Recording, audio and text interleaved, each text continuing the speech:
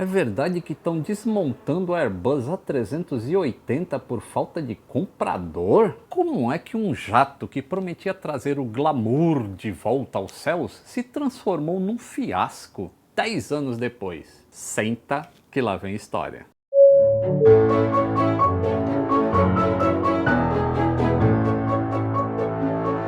Saudação aeronáutica, tudo bem com vocês? Olha o helicóptero lá, filho.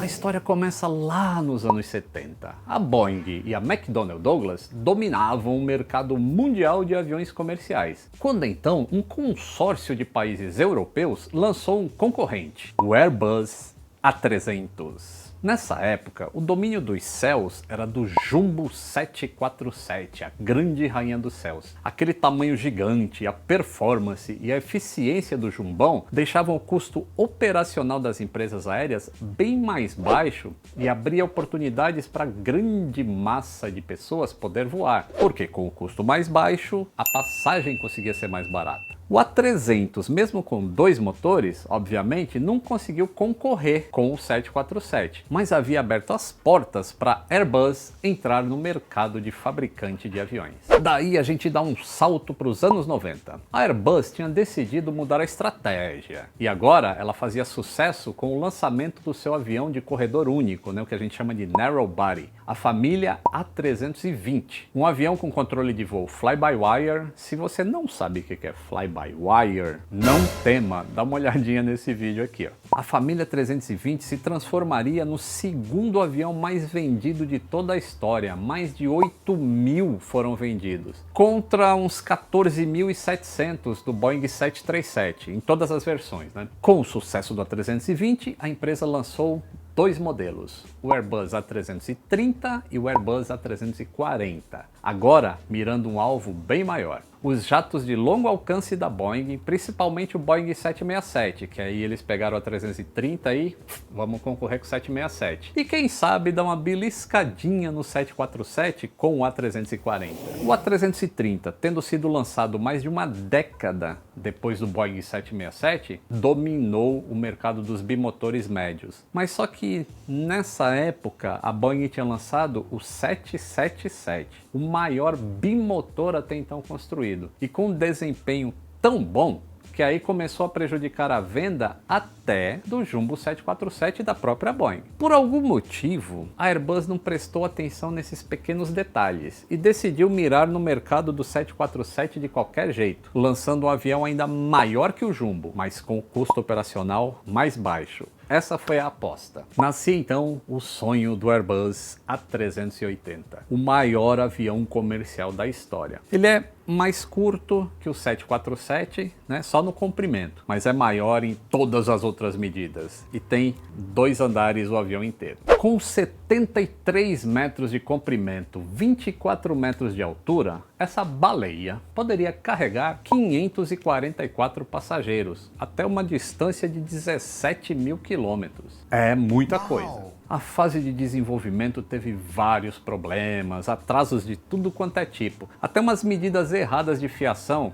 Tipo, eles faziam a fiação na Alemanha, os chicotes de fios para colocar dentro do avião. E quando chegava na França, onde era montado o avião, aí descobriam que as medidas estavam todas erradas, porque eles usavam softwares não compatíveis e foi um caos. Mas, apesar de todos esses problemas, em abril de 2005, o A380 fez o primeiro voo. Só que as vendas não decolaram junto com o avião. A Airbus fez turnês mundiais para apresentar o modelo para todo mundo, só que poucas operadoras se interessaram e nenhuma grande empresa norte-americana quis o avião. E olha que lá é a meca da aviação, hein? O luxo e o conforto de um bar privativo, banheiro com ducha e até um lounge não estavam atraindo clientes que não fossem lá do Oriente Médio e alguns poucos da Ásia. E para que o avião operasse de maneira satisfatória, os aeroportos tinham que fazer reformas que encareciam muito a operação e nem todo mundo queria isso. Daí, em outubro de 2007, a Singapore recebeu o primeiro A380 da fábrica. Depois a Korean Air,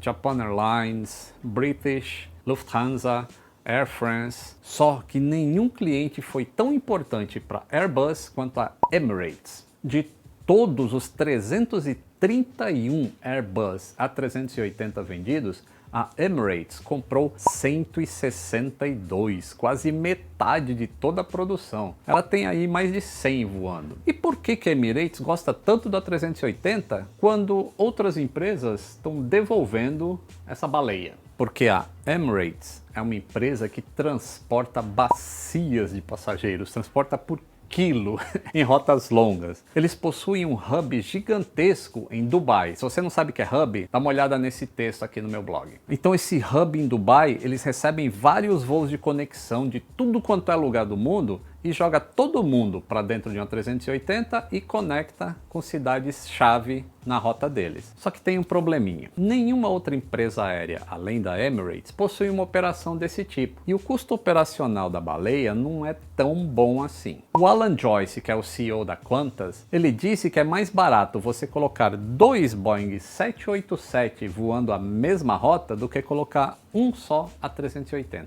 Sem contar que se você não consegue vender uma grande quantidade de assentos nesse avião, o preju é certo. Ao passo que se você usar 2 desses e a demanda cai, você tira um. Só que não é só o A380 que está sofrendo com essa mudança. O próprio 747, na última versão, que não é essa aqui é a 400, mas a versão 8, vendeu somente 47 unidades de passageiros. Uma salvação para a Airbus seria vender uma versão cargueira do A380, só que nunca teve ninguém interessado. Na verdade, a FedEx se interessou, mas por algum motivo descobriu que depois não ia dar certo e cancelou. Já o 747 tem aí umas 340 unidades que já foram vendidas na versão de carga. Só que até nisso ele já está perdendo um pouquinho de mercado de cargueiro para quem? Para o 777. O 777 cargueiro já vendeu 175 unidades.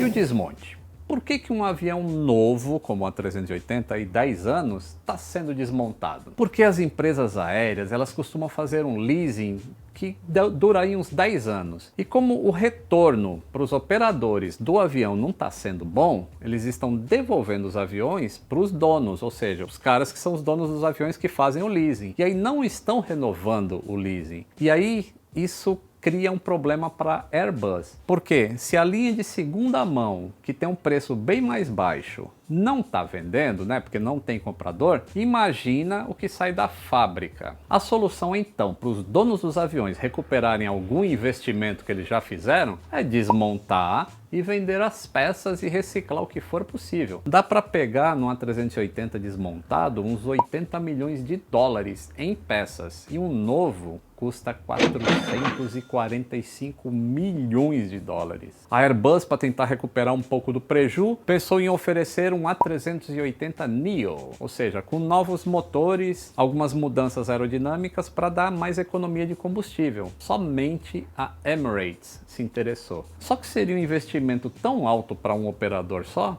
que não compensou produzir. Ainda tinha uma carta na manga: oferecer um A380 Plus, que levaria 80 pessoas a mais dentro do mesmo tamanho da fuselagem, só que com novos winglets. Levando 80 a mais, o custo ia ficar reduzido, só que ninguém se interessou. Além disso tudo, algumas empresas que no passado tinham assinado um pedido de compra, cancelaram. Como a margem de lucro das empresas aéreas é muito baixo e os combustíveis, né, que é o maior custo da empresa, está cada vez mais caro, não tem futuro para a 380. E aquela era do glamour, conforto, vai ficar só com os shakes mesmo, tá? E falando em A380, vocês sabiam que eu fiz o primeiro pushback de um A380 aqui na América do Sul? Tem o vídeo aqui, ó. E tem também o vídeo da segunda visita que ele fez aqui em São Paulo. Tá bom? Entenderam por que o A380 está indo para o cemitério? Então é isso aí.